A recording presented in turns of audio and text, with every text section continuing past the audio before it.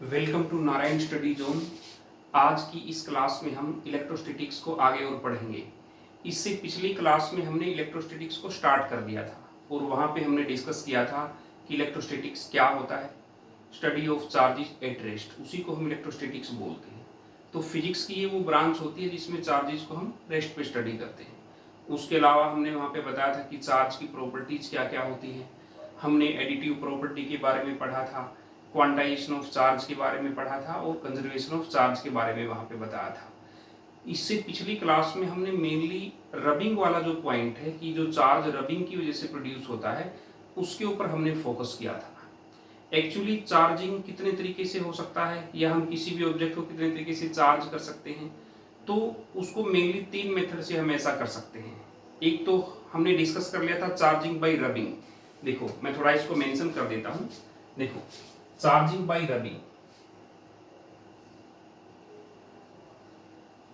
ये हमने इससे पिछली क्लास में अच्छे से डिस्कस किया था। दूसरा यहां पे होता है चार्जिंग बाय टचिंग। टचिंग इसमें क्या होता है, टचिंग में जैसे चार्ज बॉडी होती है कोई भी, अगर हम इसको यहाँ पे देखो, सपोज करो ये इंसुलेटिंग स्टैंड, यहाँ पे एक स्फेरिकल टाइप ये ले लेते हैं और दूसरा ये देखो, इसके ऊपर सपोज करो ये चार्ज हम यहाँ पे मेंशन कर देते हैं कि सपोज करो इसके ऊपर पॉजिटिव चार्ज हम शो कर रहे हैं। अब देखो जैसे ये अनचार्ज है, यहाँ पे ये ऑलमोस्ट सेम साइज की हम लेंगे, ये अनचार्ज है। अगर इसको हम इसके साथ टच कर दें तो जैसे इसके साथ टच करेंगे तो इसका जो चार्ज है इसके ऊपर स्प्रेड हो जाएगा। जैसे अगर मैं इसको इसके टच में करके रख दूं तो एक तरीके से इसका चार्ज इसके ऊपर इक्वली डिस्ट्रीब्यूट हो जाएगा। देखो इसको हम मेंशन करेंगे यहाँ से, देखो यहाँ से सपोज करो कि अगर हमने टच किया तो ये चार्ज इसके ऊपर इक्वली डिस्ट्रीब्यूट हो जाएगा। जैसे इसके ऊपर हम +3 ये चार्ज शो कर देंगे और यहां से आप इसको हटा सकते हो साइड से, इसके ऊपर देखो ये चार्ज इक्वली डिस्ट्रीब्यूट हो जाएगा। तो कहने का मतलब है अगर आप टचिंग से करेंगे तो जितना चार्ज पहले इसके ऊपर है, तो सपोज करो +6 शुरू में इसके ऊपर था, तो अगर आप इसको इसके साथ टच करके वापस वहीं पे रख देते हैं तो दोनों के ऊपर, इसके ऊपर भी +3 रहेगा और इसके ऊपर भी +3 चार्ज आ जाएगा, तो दोनों के ऊपर ही डिस्ट्रीब्यूट हो जाएगा। एक्चुअली ये होता है चार्जिंग बाय टचिंग। अब तीसरा जो पॉइंट है वो भी हम डिस्कस कर लेते हैं। उसमें क्या होता है कि वहां पे चार्जिंग बाय इंडक्शन। इंडक्शन में क्या होता है कि इसमें हम वहां पे किसी भी चार्ज ऑब्जेक्ट को या चार्ज बॉडी को दूसरी बॉडी से टच नहीं करेंगे, उसमें सिर्फ इंडक्शन से चार्ज आ जाएगा। जैसे हम इसको थोड़ा डिस्कस करेंगे। जैसे यहाँ पे एक केस लेता हूं मैं, सपोज करो कि ये हमारे पास एक रोड है, इसके ऊपर हम पॉजिटिव चार्ज यहाँ पे रखते हैं, इसके ऊपर पॉजिटिव चार्ज है, ये स्फीयर है। जैसे ये स्फीयर हम यहाँ पे लेंगे, देखो अब हमने इसको टच नहीं किया, ये तो एक्चुअली हमने टच किया था इसलिए चार्ज डिस्ट्रीब्यूट हो गया था। अब इसको हम यहाँ पे टच नहीं करेंगे तो इसके टच नहीं करने से भी यहाँ पे नेगेटिव चार्ज इंड्यूस हो जाएगा, यहाँ पे नेगेटिव चार्ज, और इसके अपोजिट यहाँ पे पॉजिटिव चार्ज। देखो जितना इस साइड नेगेटिव चार्ज इंड्यूस होगा उतना ही उधर पॉजिटिव चार्ज। तो ये नेगेटिव चार्ज इधर इंड्यूस क्यों हुआ, इस पॉजिटिव चार्ज की वजह से, इसके अट्रैक्शन की वजह से ये सब हुआ। ठीक है, अब आप इसका अर्थिंग कर सकते हैं। तो ये पॉजिटिव चार्ज अर्थिंग करने से चला जाएगा तो एक्चुअली फिर इसके ऊपर ये आपका चार्ज रह जाएगा। ठीक है, इसके ऊपर फिर आपका नेगेटिव चार्ज ये रह जाएगा। ये अर्थिंग से पॉजिटिव चार्ज अर्थिंग में चला जाएगा, बाकी इसके ऊपर नेगेटिव चार्ज रहेगा। और यहाँ पे देखो हमने इसको टच नहीं किया, तो इसको बोलते हैं चार्जिंग बाय इंडक्शन। तो एक बार मैं थोड़ा सा रिकैप कर देता हूँ। इससे पहली क्लास में हमने जो डिस्कस किया था वहां पे हमने बताया था कि इलेक्ट्रोस्टैटिक्स के अंदर हम चार्जेस को रेस्ट पे स्टडी करते हैं। फिर हमने चार्ज के बारे में बताया था कि चार्ज एक प्रॉपर्टी होती है जो हम रब करते हैं, या फिर एक पहले से कोई चार्ज बॉडी है उसको दूसरी बॉडी से टच कर देते हैं, तो या फिर हम इंडक्शन से चार्ज डेवलप कर सकते हैं दूसरी बॉडी के ऊपर। ये सब हमने डिस्कस किया था। तो आज हम कूलम्ब्स लॉ को डिस्कस करने जा रहे हैं। कूलम्ब्स लॉ यहाँ से इंपॉर्टेंट टॉपिक स्टार्ट हो जाता है, तो उसको हम सिस्टमेटिक वे से डिस्कस करेंगे। हालांकि बोर्ड में भी कई बार ये क्वेश्चन पूछा जा चुका है, लेकिन वहाँ पे डायरेक्ट कूलम्ब्स लॉ नहीं पूछेंगे आपसे। शुरुआत में कूलम्ब्स लॉ की डेफिनेशन तो आपको आनी ही चाहिए, उसका फॉर्मूला क्या होता है, इसके ऊपर बेस्ड न्यूमेरिकल भी आ सकते हैं आपके, तो न्यूमेरिकल भी आपको अच्छे से करने हैं। तो एक्चुअली कूलम्ब्स लॉ को बोर्ड के एग्जाम में कैसे पूछा जाएगा आपसे, तो कूलम्ब्स लॉ को या तो वेक्टर फॉर्म में लिखना पूछा जाता है, या फिर you are to write Coulomb's law in position vector form. देखो, अगर हम यहाँ पे डिस्कस करते हैं Coulomb's law in vector form, दूसरा हम पॉइंट डिस्कस करते हैं Coulomb's law in position vector form, इन दोनों में डिफरेंस आ जाता है। क्योंकि देखो, वेक्टर का कंसेप्ट मैंने आपको 11th क्लास में बहुत अच्छे से डिस्कस किया था, वहाँ पे उसको एक्सप्लेन भी किया था, उसके ऊपर एक आध हमने वीडियो भी अपलोड किए थे, तो मुझे लगता है कि वो आपको शायद आता भी होगा, तो हम दोबारा भी उसको थोड़ा डिस्कस करेंगे। तो पोजीशन वेक्टर फॉर्म में भी आपको यहाँ पे आना चाहिए, वो सारे कंसेप्ट जो 11th में आपने किए थे वो यहाँ पे बार बार यूज होंगे। तो अगर जिसको देखो, आप उसको क्रेम नहीं कर सकते हैं, अगर आप क्रेम करेंगे तो कहीं ना कहीं आपसे छोटी सी गलती हो सकती है। यूनिट वेक्टर का कंसेप्ट भी इसमें इंक्लूड हो जाएगा। अभी हम कूलम्ब्स लॉ को प्रॉपर वे से डिस्कस करेंगे कि कूलम्ब्स लॉ क्या होता है। देखो, अब इसको मैं थोड़ा इरेज कर देता हूँ, जो हमने ये इंडक्शन के बारे में बताया था, या फिर charging by rubbing, charging by touching, तो ये हमने डिस्कस किया था। देखो, एक्चुअली कूलम्ब्स लॉ होता क्या है, ये आपने 11th क्लास में ग्रेविटेशन में पढ़ा था कि force of gravitation between two masses is directly proportional to the product of the masses and inversely proportional to the square of the distance between the masses. देखो, जैसे वहां पे आपने क्या स्टडी किया, जैसे ये कोई मास है यहाँ पे m1 सपोज करो, दूसरा मास आपका m2 है, इनके बीच में डिस्टेंस r है, तो आपने क्या स्टडी किया था, आपने वहां पे पढ़ा था F is directly proportional to m1 m2 product of the masses inversely proportional to the square of the distance between the masses। तो आपने फिर इसको लिखा था F is directly proportional to m1 m2 r square, और आपने वहां पे gravitational force constant capital G वहां पे कांस्टेंट के तौर पे लिया था, प्रोपोर्शनलिटी कांस्टेंट, तो आपने ऐसे उसको डिफाइन किया था। अब इसी के एनालोगस हम कूलम्ब्स लॉ को स्टडी करेंगे। कूलम्ब्स लॉ और इसमें मेजर डिफरेंस क्या होता है, देखो, फोर्स ऑफ अट्रैक्शन, मासेस के बीच में हमेशा फोर्स ऑफ अट्रैक्शन ही रहेगा, ये आपको ध्यान रखना है, वहां पे रिपल्सन नहीं होगा। लेकिन कूलम्ब्स लॉ में क्या होता है, यहाँ पे फोर्स ऑफ अट्रैक्शन भी हो सकता है, फोर्स ऑफ रिपल्सन भी हो सकता है।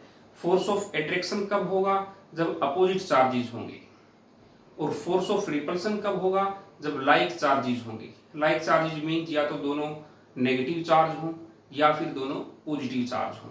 तो हम यहाँ पे बस उसकी सेंस यही यूज करेंगे, लेकिन ये ध्यान रखना वो हमेशा अट्रैक्टिव नेचर में था, और कूलम्ब्स लॉ में हम दोनों ही सेंस यूज कर सकते हैं, attractive as well as repulsive. इसीलिए जब हम कूलम्ब्स लॉ को डिफाइन करते हैं तो हम वहां पे डिस्कस करते हैं the force of interaction between two point charges is directly proportional to the product of the charges and inversely proportional to the square of the distance between the charges, ये हम वहां पे डिफाइन करते हैं। अब यहाँ पे हमने टर्म यूज की इंटरेक्शन। इंटरेक्शन जो हमने टर्म यूज की है, इसका मतलब होता है attraction as well as repulsion. तो हमने आपको बताया कि अट्रैक्शन कहाँ पे हमें यूज करना है और रिपल्सन कहाँ पे यूज करना है। तो इंटरेक्शन वाली सेंस में दोनों ही आ गए, अट्रैक्शन या फिर रिपल्सन। तो उसमें डिपेंड करेगा कि चार्जेस वहां पे आपने लाइक चार्जेस, अनलाइक चार्जेस तो अट्रैक्शन के लिए होंगे और लाइक चार्जेस जो हैं वो रिपल्सन के लिए होंगे। अब इसको हम डिस्कस करेंगे। देखो, अब हम कंसीडर कर लेते हैं कोई भी दो पॉइंट चार्ज, Q1 यहाँ पे हमने रखा और Q2 यहाँ पे रखा, और इनके बीच में डिस्टेंस जो है, सेपरेशन जो है वो है r, स्मॉल r से हमने इसको डिनोट किया। तो एनालोगस टू ग्रेविटेशनल फोर्स जो आपका दो मासेस के बीच में था, तो ऐसे ही हम यहाँ पे लिखेंगे F is directly proportional to Q1 into Q2, ये आपने प्रोडक्ट ऑफ द चार्जेस को लिखा, and F is inversely proportional to square of the distance between the two charges। तो दोनों को कंबाइन करके लिख दो आप, F is directly proportional to Q1 Q2 upon R square. देखो अब हम डायरेक्टली प्रोपोर्शनल के सिंबल को यहां से हटा देंगे तो ये क्या बनेगा, F is equal to small k। ये प्रोपोर्शनली कांस्टेंट होता है, प्रोपोर्शनलिटी कांस्टेंट होता है, तो यहां पे हम लिखेंगे Q1 Q2 upon R square. लेकिन यहां पे हम k की वैल्यू क्या रखेंगे, ये आपको थोड़ा ध्यान रखना है। यहां पे k होगा 1 अपॉन 4 पाई एप्सिलॉन नॉट। देखो k यहाँ पे क्या है, प्रोपोर्शनलिटी कांस्टेंट होगा, ये इलेक्ट्रोस्टैटिक फोर्सेस के लिए होता है। तो और फिर हमने इसको आगे फर्दर लिखा 1 अपॉन 4 पाई एप्सिलॉन नॉट। देखो ये जो होता है e, ये होता है एप्सिलॉन। आपको पता है कि ग्रीक सिंबल होते हैं। एप्सिलॉन तो ये अकेला है, जैसे एप्सिलॉन के यहाँ पे लिख दूं अगर मैं नोट। एप्सिलॉन नोट का मीनिंग होता है जब हमने चार्जेस को रखा उनके बीच में कोई मीडियम नहीं है, ने वहां पे हमने एक तरीके से आप ये मान सकते हो कि हमने वैक्यूम लिया हुआ है। तो अगर हम अकेला एप्सिलॉन लिखेंगे इसका मतलब है वहां पे चार्जेस के बीच में कोई मीडियम है, जिनके बीच में आप फोर्स ऑफ अट्रैक्शन या रिपल्सन निकाल रहे हैं, तो उनके बीच में मीडियम नहीं होगा, मतलब वैक्यूम होगा। तो एप्सिलॉन नोट, एयर और वैक्यूम लेंगे तब तो आपको एप्सिलॉन नोट लिखना है। और अगर आप यहाँ पे नोट नहीं लिखते हैं तो उसका मीनिंग होता है कि दोनों चार्जेस के बीच में कोई भी मीडियम हो सकता है, या तो वो आप वाटर ले सकते हो या ग्लास ले सकते हो या कोई और इंटरवेनिंग मीडियम ले सकते हो। तो कहने का मतलब है ये आपको यहाँ से समझ लेना है, जब कभी हम एप्सिलॉन नोट का यूज करेंगे तो उसका मीनिंग ये होता है कि दोनों चार्जेस के बीच में वहां पे एयर है या फिर वैक्यूम हमने लिया है। अगर अकेला एप्सिलॉन लिया है तो इसका मतलब है उन दोनों चार्जेस के बीच में कोई ना कोई मीडियम हमने रखा है। तो आपको ये यहाँ तक मेरे ख्याल से समझ आ गया होगा कि यहाँ तक जो हमने डिस्कस किया है। अब देखो थोड़ा सा हम इसकी वैल्यू को डिस्कस कर लेते हैं। देखो 1/, देखो k इज इक्वल टू, मैंने इसको लिखा 1/4 पाई एप्सिलॉन नॉट। इसकी वैल्यू हम क्या निकालेंगे, 9 इंटू 10⁻⁹ यहाँ पे हम लिखेंगे, यहाँ पे लिखेंगे फिर। अब देखो इसकी वैल्यू हमें एक्चुअली निकालनी है, तो यहाँ पे न्यूटन, तो ये आपका रहेगा इससे अकॉर्डिंग। अब यहाँ से पर मीटर स्क्वायर, सॉरी इसको हम दोबारा से लिखेंगे। देखो आपको याद रख लेना है, मैं इसको पूरा एक बार प्रॉपर एक्सप्लेन कर लेता हूँ। देखो जैसे आपने ये लिखा, अब इसकी वैल्यू आपको निकालनी है यहाँ पे। अब k को देखो आप इसी साइड रखेंगे और यहाँ पे बाकी इकट्ठे हो जाएंगे f, यहाँ पे फिर r स्क्वायर उधर चला जाएगा और ये नीचे आएगा। देखो ये नीचे चला जाएगा Q1 Q2। अब इससे हमें आसानी हो जाएगी कि इसकी हम यूनिट्स क्या रखेंगे। अब देखो इसमें ऊपर आपका न्यूटन आ गया, ऊपर मीटर स्क्वायर आ गया और नीचे आपका कूलम स्क्वायर आ गया। ठीक है, ये k की यूनिट आप ऐसे लिख सकते हैं। तो वैल्यू जो हमने लिखी थी अब हम यहाँ पे मेंशन कर देंगे। तो k की वैल्यू क्या होती है आपकी 9 इंटू 10⁻⁹। अब देखो न्यूटन मीटर स्क्वायर पर कूलम स्क्वायर, ये हम इसकी ये एक्सपेरिमेंटली डिटरमाइंड वैल्यूज होती हैं, तो ये हमने यहाँ पे मेंशन कर दिया है। तो ये वैल्यू आपको ध्यान रखना है। देखो कई बार आप इसकी यूनिट में यहाँ से आपसे गड़बड़ हो सकती है, तो आप इसको ऐसे मेंशन करके लिख सकते हैं। अब देखो एप्सिलॉन नोट की भी वैल्यू आपको निकालनी पड़ सकती है। तो आप देखो अगर 1/4 पाई एप्सिलॉन नोट की वैल्यू आपकी आ रही है 9 इंटू 10⁻⁹ न्यूटन मीटर स्क्वायर पर कूलम स्क्वायर, ये वैल्यू आपकी आ रही है। तो आपको चाहिए, देखो ये तो कांस्टेंट रहेगा, इसकी तो कोई आप कांस्टेंट की तो कोई यूनिट यहाँ पे रखेंगे नहीं। तो अब हम अगर एप्सिलॉन नोट की वैल्यू निकालना चाहें तो हमारी यूनिट देखो ये रिवर्स हो जाएगी, क्योंकि देखो ये डिनोमिनेटर में है।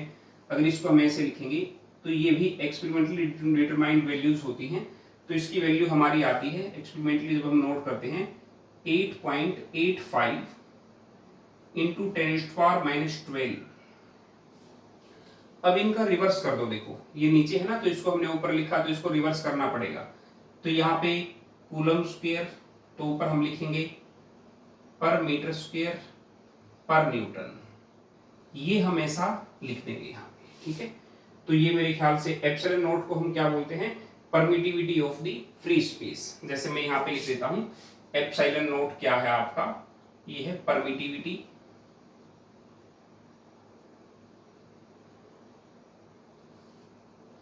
Of the free space. ये permittivity of the free space होता है।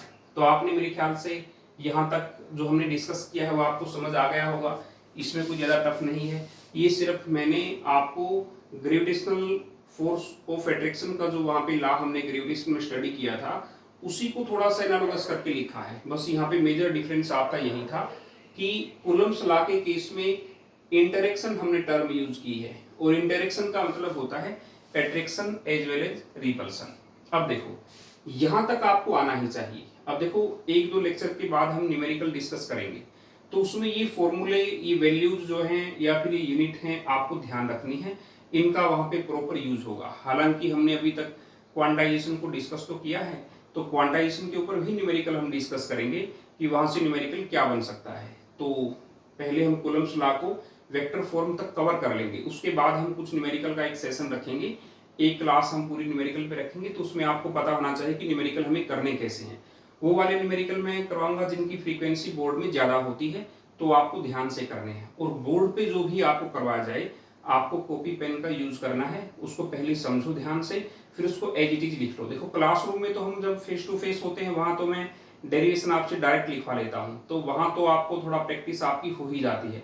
अब ये आपकी थोड़ी जिम्मेदारी बनेगी कि आप उसको थोड़ा सा कॉपी पेन उठाएं, उसको 2-3 बार लिख लें, ठीक है। जितने भी डेरिवेशन में करवाऊंगा उनको फुल्ली एक्सप्लेन करूंगा, क्योंकि वो डायरेक्ट आते हैं, तो इनमें थोड़ा आपको ध्यान रखना है। तो अब यहाँ तक मेरे ख्याल से कोई डाउट आपको नहीं होना चाहिए। अब हम कूलम्स लॉ को वेक्टर फॉर्म में लिखेंगे, तो उसको आपको थोड़ा सा ध्यान से सुनना है। थोड़ा मैं स्लो मोड से उसको आपको एक्सप्लेन करूंगा, ताकि आपको कोई वहां पे क्रैमिंग की जरूरत न पड़े। तो उसमें वही लेंथ वाले कंसेप्ट घूम फिर के वही आ जाएंगे। तो मैं अभी यहाँ पे हेडिंग लिखूंगा Coulomb's law in vector form, ठीक है। अब देखो यहां से हम मेंशन करेंगे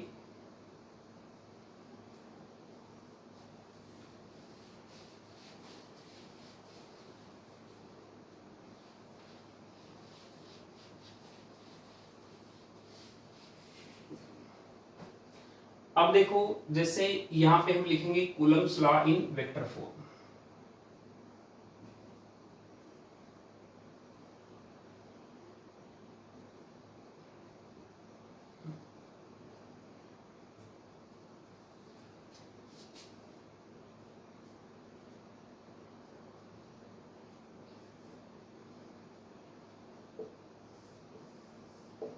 वेक्टर फॉर्म देखो, अब यहां से एक बात और हम एक्सप्लेन करेंगे। जैसे अगर इसके ऊपर कोई फोर्स लग रहा है, यहां पे देखो Q1 इंटू Q2, अगर आपका ग्रेटर देन 0 है, तो ये ग्रेटर देन 0 तभी आ सकता है जब दोनों चार्जेस सेम टाइप के हों, या तो दोनों पॉजिटिव हों या फिर दोनों नेगेटिव हों, तब वो ग्रेटर देन 0 आएगा। और अगर Q1 into Q2 less than 0 आए, उसका मीनिंग होता है वो अपोजिट चार्जेस होंगे। देखो उनके बीच में अट्रैक्टिव फोर्स होगा, फोर्स ऑफ अट्रैक्शन होगा उनके बीच में, ठीक है। और यहां पे फोर्स ऑफ रिपल्सन होगा, क्योंकि आपको पता है क्योंकि जो सेम चार्जेस होते हैं वो एक दूसरे को रिपेल करते हैं। इस केस को हम यहाँ पे लेके चलेंगे, समझ गए। यहाँ पे हम मेनली इस पे एक्सप्लेन करेंगे। तो देखो जैसे ही, अब मैं तो इसको इरेज कर देता हूँ, ये वाला केस हम यहाँ पे डिस्कस करेंगे। अब इसके ऊपर देखो Q1 के ऊपर Q2 फोर्स लगाएगा, इसकी डायरेक्शन ये रहेगी, और Q2 के ऊपर ये आपका Q1 फोर्स लगाएगा, तो इसकी डायरेक्शन ये रहेगी। इसको हम लिखेंगे force on Q1 due to Q2। अब देखो इसको F21 से हम यहाँ पे रिप्रेजेंट करेंगे, तो ये वेक्टर फॉर्म में हम इसको मेंशन कर देंगे। देखो यहाँ पे मैं थोड़ा सा एक्सप्लेन कर देता हूँ। जो F12 हमने लिखा है, F12 इसका मतलब होता है, ये कौन सी डायरेक्शन को शो करेगा, force on Q1 due to Q2। अगर आपको याद होगा तो थोड़ा हमने ये ग्रेविटेशन में 11th क्लास में भी वहां पे हमने डिस्कस किया था। फिर हम यहाँ पे F21 force on Q2 due to Q1, ये हम ऐसे लिखेंगे। लेकिन देखो इसके लिए डायरेक्शन आपको अगर लेनी है, देखो इस केस के लिए तो आपकी R की डायरेक्शन क्या होगी, यूनिट वेक्टर से आप शो करेंगे। तो ये 1 2 है, तो यहाँ पे 2 1, समझ ले। तो इसका मतलब है R यूनिट वेक्टर क्या शो करेगा, F12 के लिए। देखो फोर्स जब Q1 पे लगता है तो डायरेक्शन ये है ऐसे, इस साइड से। तो इस डायरेक्शन को हम कैसे शो करेंगे, R21 से, क्योंकि डायरेक्शन 2 से 1 की तरफ है। तो इसीलिए देखो, हालांकि देखो इसके अपोजिट होता है ये डायरेक्ट याद रखने के लिए तो आपको ध्यान रखना है। ये तो है force on Q1 due to Q2।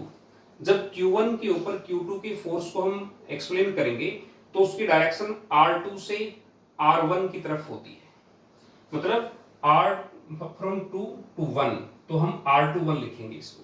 ऐसे ही जब इसके लिए हम R की फॉर्म में लिखेंगे तो यहाँ पे यूनिट वेक्टर हम लिखेंगे force on Q2 due to Q1। Q2 के ऊपर Q1 की वजह से, मतलब डायरेक्शन 1 से 2 की तरफ है। देखो यहाँ पे 1 से 2 की तरफ, तो हम ये मेंशन करेंगे।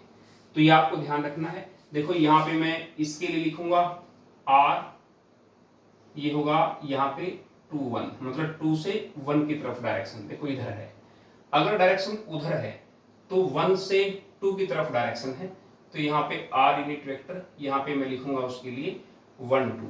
बस डायरेक्ट आप याद रखने के लिए आपको ये ध्यान रखना है कि अगर F12 है तो R यूनिट वेक्टर के अंदर 2 1 आएगा, और यहाँ पे F21 है सब्स्क्रिप्ट में जो लिखा हुआ है, तो यहाँ पे सब्स्क्रिप्ट में 1 2 आएगा, मतलब इसका अपोजिट। ये आपको ध्यान रखना है। अब देखो, अब मैं कूलम्स लॉ को वेक्टर फॉर्म में लिख रहा हूं यहाँ पे। तो F force on Q1 due to Q2, इसको हम लिखेंगे। तो ये आपका रहेगा 1/4 पाई एप्सिलॉन नॉट, ठीक है। ये क्योंकि हम फ्री स्पेस लेके चल रहे हैं यहाँ पे, तो Q1 इंटू Q2 अपॉन, अब R जो हमें लिखना है, देखो यहाँ पे आपका 1 2 है तो यहाँ पे 2 1 लिखना पड़ेगा। लेकिन आपको एक बात ध्यान रखनी है कि यहाँ पे हमें स्क्वायर लिखना है, और आपको मैंने बताया था कि स्क्वायर में जब भी हम लिखेंगे तो उसको वेक्टर का स्क्वायर नहीं ले सकते, उसके मॉडुलस का स्क्वायर हमें लिखना पड़ेगा। तो हमने इसलिए यहाँ पे ऐसे लिखा, ठीक है। तो ये पॉइंट आपको ध्यान रखना है। वहां पे 11th क्लास में मैंने आपको बार बार बताया था, अगर कोई वेक्टर ए है इसका हम डायरेक्ट स्क्वायर नहीं लिख सकते, ऐसा गलत होता है। क्योंकि अगर किन्हीं दो वेक्टर का हम प्रोडक्ट करते हैं तो वो दो टाइप का होता है, स्केलर प्रोडक्ट और वेक्टर प्रोडक्ट। ये आपने पहले भी अच्छे से इसको देखा है। अगर जिसको ये पॉइंट क्लियर नहीं है तो 11th के कुछ लेक्चर मैंने वेक्टर के ऊपर अपलोड किए हुए हैं, तो उस लेक्चर को आप आराम से देखें तो सारे कंसेप्ट आप पे क्लियर हो जाएंगे। हाँ, अगर इसको आपको वेक्टर को स्क्वायर में लिखना ही है तो उसको मॉडुलस में आप स्क्वायर में लिख सकते हैं। तो इसी वजह से मैंने यहाँ पे पहले वेक्टर R को मॉडुलस फॉर्म में लिखा, फिर इसका स्क्वायर लिखा। ये तो देखो सब्स्क्रिप्ट में लिखा है। अब हमें यूनिट वेक्टर देखो यहाँ पे लिखना है, unit vector showing direction. Unit vector का रोल जो होता है वो सिर्फ डायरेक्शन को शो करना होता है, उसके अलावा उसका कोई रोल नहीं होता। तो उसका अगर मैग्नीट्यूड आप लेंगे तो 1 आ जाएगा। तो कहने का मतलब है F12 इसकी डायरेक्शन देखो ये है 2 से 1 की तरफ, इसीलिए यूनिट वेक्टर आप यहाँ पे ऐसे लिखेंगे, समझ गए। अब देखो इसको मैं अब थोड़ा सा इलेबरेट कर देता हूं। यहां तक तो आपने लिखा है इसको यहाँ पे ऐसे। अब आपको मैंने एक कंसेप्ट सिखाया हुआ था 11th क्लास में ही, जब कभी कोई भी यूनिट वेक्टर होता है, जैसे ए यूनिट वेक्टर है, एक्चुअली ए कैप से हम यूनिट वेक्टर लिखते हैं। तो इसको हम कैसे लिखते थे वहां पे, vector A upon modulus of vector A. जब किसी वेक्टर को हम उसके मॉडुलस से डिवाइड कर देते थे तो यूनिट वेक्टर बन जाता था। अब ऐसा ही हम यहाँ पे चाहते हैं, अगर r यूनिट वेक्टर आपके पास है तो उसका मतलब क्या है कि vector r divided by modulus of vector r। इसका मीनिंग देखो ये रहेगा आपका। अब हमें देखो इसी को सब्स्टिट्यूट फॉर्म में लिखना है, दिस इंप्लाइज यहाँ पे। अब इसको देखो यहाँ पे r यूनिट वेक्टर जो है आपके सब्स्टिट्यूट में यहाँ पे 2 1 है, ऐसे लिखेंगे। अब ऊपर भी आपको ऐसे ही लिखना है, r21 ये आपका वेक्टर हो गया अपॉन यहाँ पे r21 इसका मॉडुलस। देखो इसको आप देखो एक एक स्टेप को ध्यान से देखना, जो भी पॉइंट मैं आपको यहाँ पे एक तरीके से एक्सप्लेन कर रहा हूँ, अगर जहाँ पे मैथमेटिकल पार्ट आए वहाँ पे अगर आप कॉपी पेन का यूज करेंगे तो बेहतर रहेगा। तो उसमें आपको गारंटी है कि 100% समझ आएगा, और जैसे जैसे मैं जितने डेरिवेशन करवाऊंगा वो सभी आपके लिए बहुत एक तरीके से बेनिफिशियल साबित होंगे। तो सारे मैं प्रॉपर एक्सप्लेन करूंगा, आप इसको बस प्रॉपर फॉलो करना, ठीक है। तो पहले जो मैं आपको बोर्ड पे करवा रहा हूँ, सबसे पहले 100% फोकस आपका वहां पे होना चाहिए। उसके बाद आप अगर वो आपको कवर कर लिया आपने अच्छे से, तो उसके बाद आप जो चाहें वो कर सकते हैं। तो पहले ये जरूर आपको करना है। अब देखो इसी कंसेप्ट को मैं यहाँ पे यूज करूंगा, तो F12, तो यहाँ पे देखो 1/4 पाई एप्सिलॉन नॉट, यहाँ पे हमने लिखा Q1 इंटू Q2। अब देखो यहाँ पे तो हम वही लिखेंगे मॉडुलस में ही, वेक्टर r21 और इसका हमने यहाँ पे स्क्वायर लिख दिया, ठीक है। और यहाँ पे देखो इसकी जगह हम ये लिख सकते हैं, तो इसको हम लिखेंगे वेक्टर r21 और इसके नीचे हम लिख देंगे वेक्टर r यहाँ पे 21, ठीक है। अब देखो यहाँ तो इसकी पावर 2 है, यहाँ पे इसकी पावर 1 है, तो इसको हम थोड़ा चेंज करके लिख सकते हैं। तो f यहाँ पे 12, यहाँ पे लिखेंगे 1/4 पाई एप्सिलॉन नॉट, यहाँ पे हो जाएगा आपका Q1 इंटू Q2। अब देखो यहाँ पे हम इसको रखेंगे सिर्फ वेक्टर r21,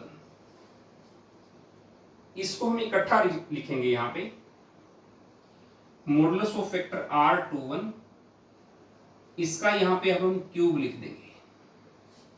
क्यों? Bases are same, power can be added. यहाँ पे पावर 1 है, यहाँ पे 2 है, बेसिस सेम है दोनों के, तो हमने इसको ऐसे लिखा। अब देखो ये हमारा वेक्टर फॉर्म आ गया, ठीक है।